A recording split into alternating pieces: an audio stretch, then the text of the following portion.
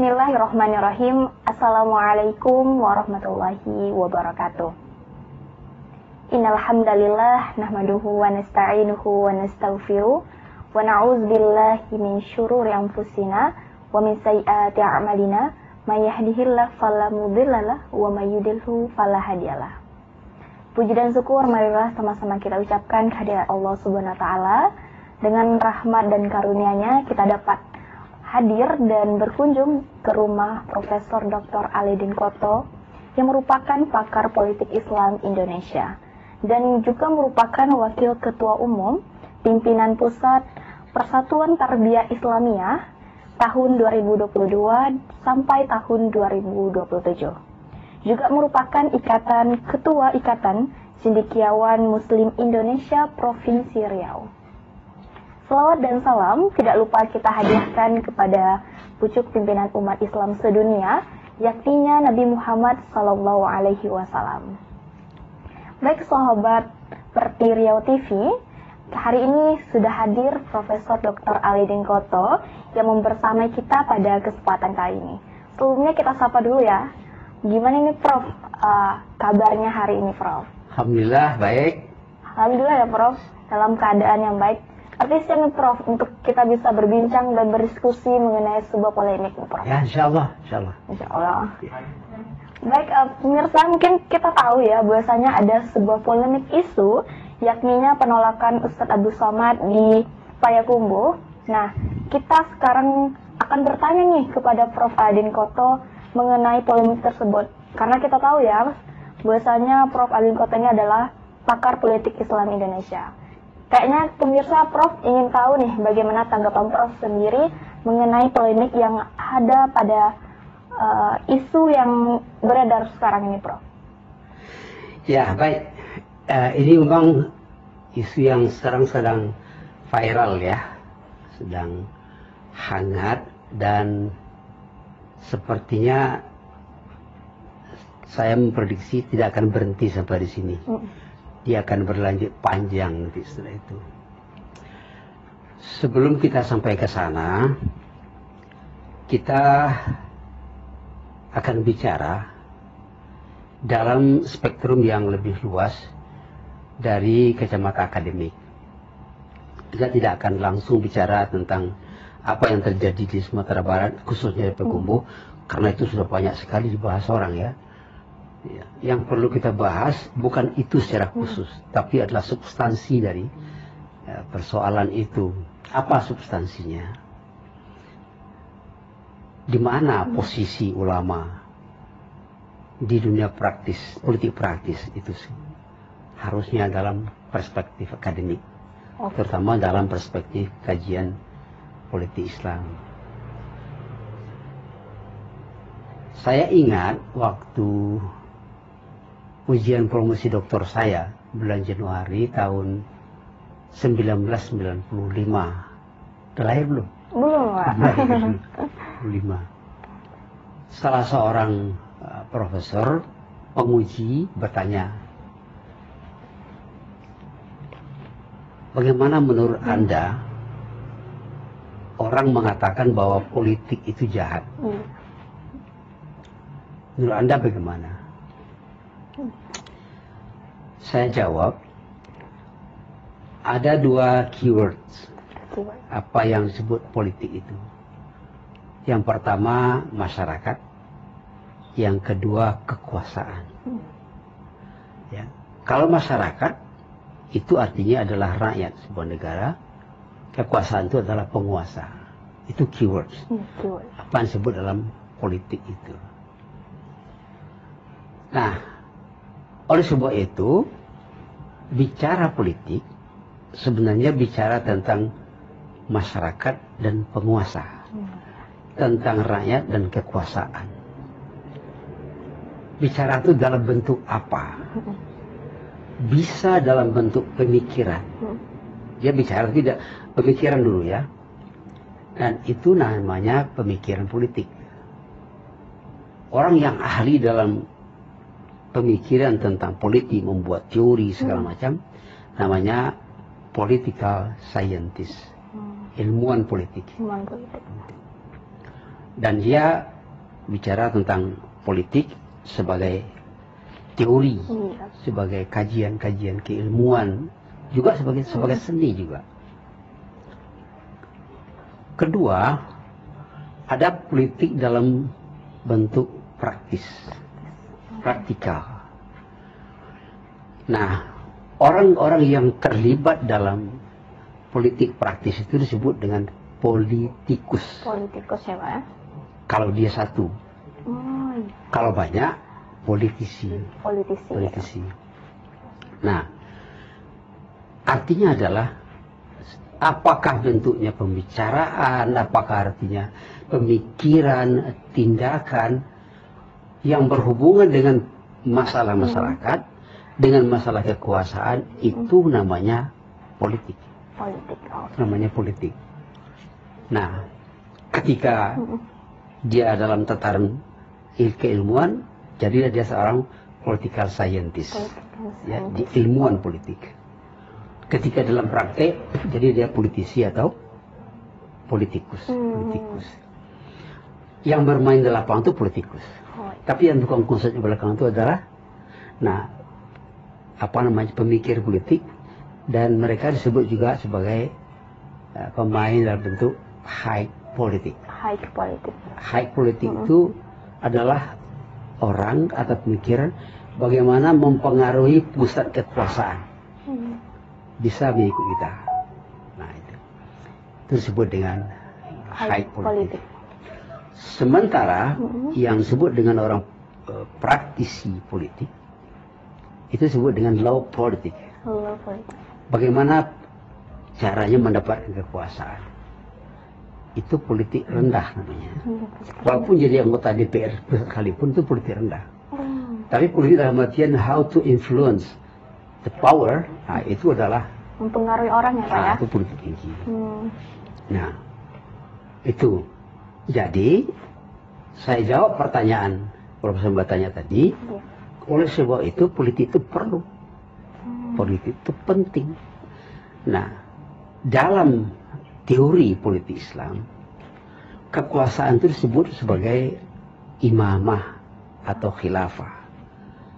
Seorang yang sangat terkenal, ulama yang ahli dalam bidang pemikiran politik itu namanya Al-Mawardi.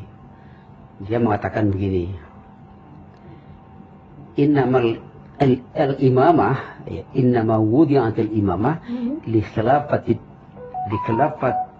nubuwah fi harasatin dunia wa siyasati dunia wa harasatin din. Kekuasaan negara itu didirikan untuk dua hal. Pertama, li khilafatin nubuwah, untuk sebagai penyambung nabi, penerus nabi, khalifah nabi. Dalam hal apa? Yang pertama dalam hal memelihara agama, dan kedua dalam mengatur dunia. Jadi penguasa intinya dalam Islam itu adalah mengemban misi kenabian juga. Isim kerasulan apa? Mengurus dunia, negara, kemudian memelihara agama. Lalu ada pertanyaan, bagaimana? Ulama boleh nggak terlibat dalam politik itu? Iya, Pak, itu problematika juga. Problematika. Nah, sekarang kita lihat ulama itu siapa? Nabi mengatakan al-ulama warasatul anbiya. Apa itu? Ulama itu pewaris Nabi. Sementara kekuasaan dulu dilimpahkan oleh Allah ke Nabi langsung. Dua, Nabi itu kepala agama dan kepala negara. Iya, betul. Kalau ulama itu warasatul anbiya, itu berarti ulama berfungsi kedua-duanya. Iya. Dia ikut memikirkan mengurus dunia, dia ikut sebagai apa? Menjaga agama. Oleh sebab itu, boleh tidak ulama terlibat dalam politik? Bukan hanya boleh, tetapi harus. Kalau tidak, kacau ya, Pak ya. Enggak, politik akan berjalan tanpa bimbingan tak terarah. agama. dalam surat Al-Ahzab itu disebutkan bahwa Nabi itu diutus dua, Basyiran wa Nadhir. Basyir itu sebagai pencerah, pembawa kabar berita gembira. Bahwa gembira itu begini, kalau kamu begini berbuat baik, imbalannya begini.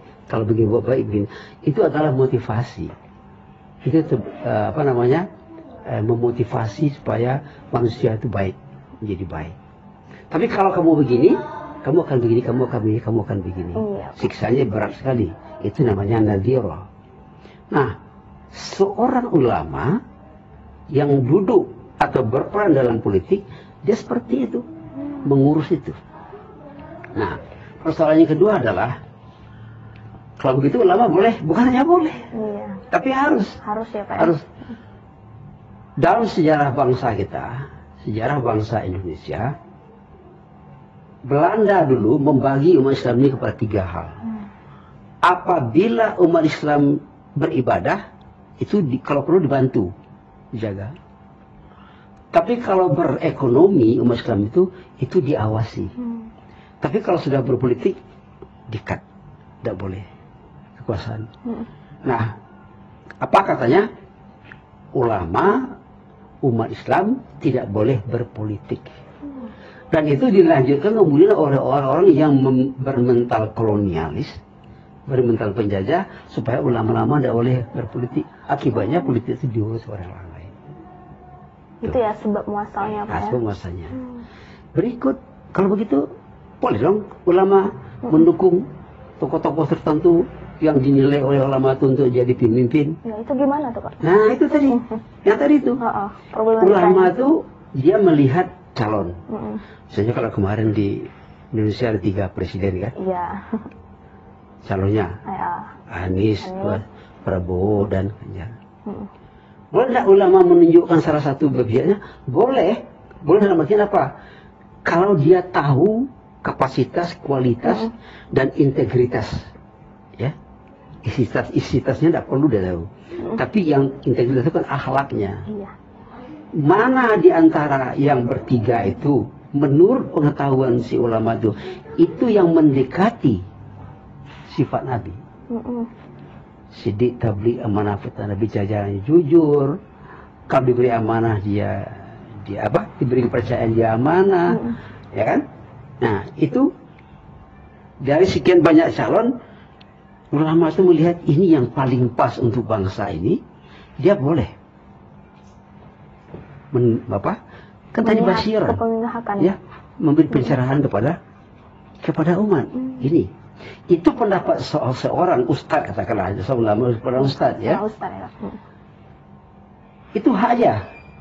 Dia bukan haknya, kewajibannya. Menurut saya, ijtihad saya, ini yang pas. Nah, tetapi dia mendukung itu tidak boleh karena ada kepentingan. Untuk apa? Kepentingan untuk dirinya. Makanya boleh. Ustadz yang lain, kalau boleh, apakah boleh yang lain menurut yang lain? Kalau menurut dia itu yang lepas, silahkan, selama dia tidak menumpangkan kepentingannya di situ untuk pribadinya itu boleh, itu hak dia. Nah, saya melihat ada orang mengatakan kalau ulama ikut mendukung umat menjadi pecah belah. Iya, Pak. Karena umat tidak paham, dan memang umat ini tidak paham. Sekarang ini tidak boleh ulama mendukung. Jangankan mendukung waktu jadi presiden yang dulu waktu Jokowi kan? Iya, Pak. Wakil presiden siapa? Ketua Majelis Ulama malah. Dia bukan hanya mendukung, tapi dia sendiri yang langsung jadi calon. Apalagi mendukung. Boleh saja.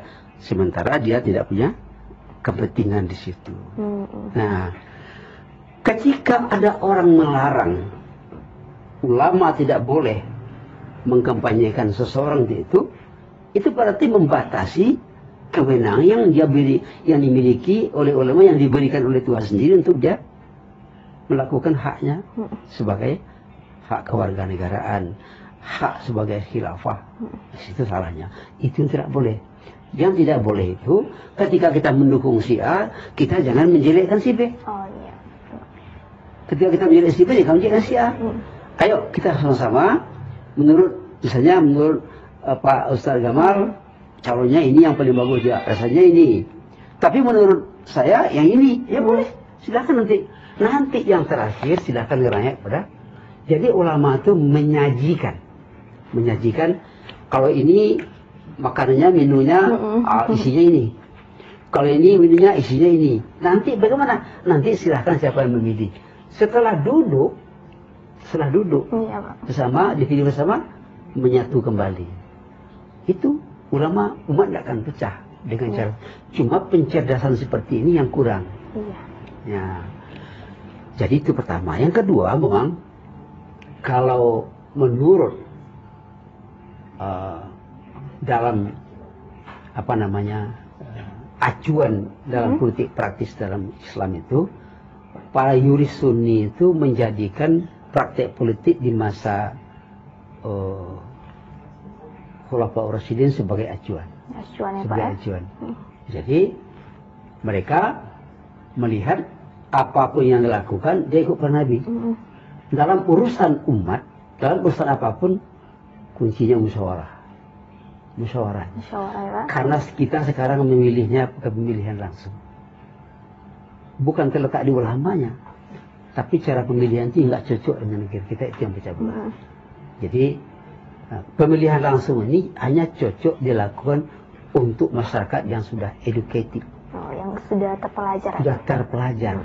Kalau masyarakat digiring-giring, itu berbahaya. Masyarakat yang belum terpelajar berbahaya. Kenapa?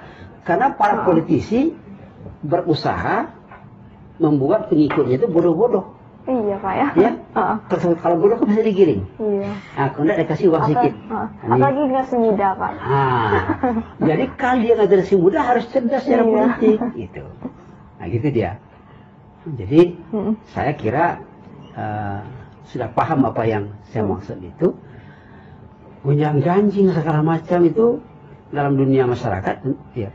Apa yang kedua, kenapa dalam dunia politik mudah sekali orang berpecah belah? Ingat, dalam dunia politik itu orang bicara kepentingan. Iya. Semua orang punya kepentingan sendiri-sendiri. Kepentingan itulah yang membuat orang. Padahal acuannya dalam agama sudah jelas. Wa amruhum syura bainahum. Nah gitu. Jadi Pak, jadi intinya sekarang nih Prof, bagaimana sih posisi ulama itu di dalam politik praktis perspektif Islam? Bagaimana? Posisi ulama itu yang pertama, dia sebagai pencerah, pembimbing umat dalam politik. Yang kedua sekaligus dia bisa juga menjadi pemimpin langsung ulama, tapi dia tetap jangan melupakan keulamaannya situ. Kan ada ulama setelah jadi pejabat dia, tapi memang ada susah memahamannya. Pada masa Muawiyah itu kan seorang ulama, seorang sahabat yang sangat cerdas, malah diakui oleh Nabi. Ketika dia sudah jadi khalifah, ulama lain datang, dia bilang, nahnul umara wa antumul ulama. Jadi dipisahnya antara ulama dengan umara, tapi bekerja sama. Jadi ulama dan umara itu harus menjadi dua sisi mata uang at the same coin. Satu koin yang sama. Tidak boleh saling mengimpit.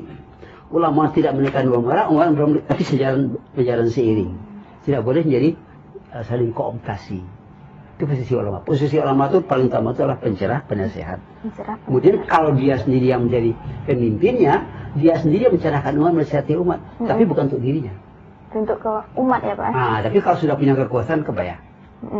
Godaannya besar sekali. Betul, makanya itu. Gitu dia.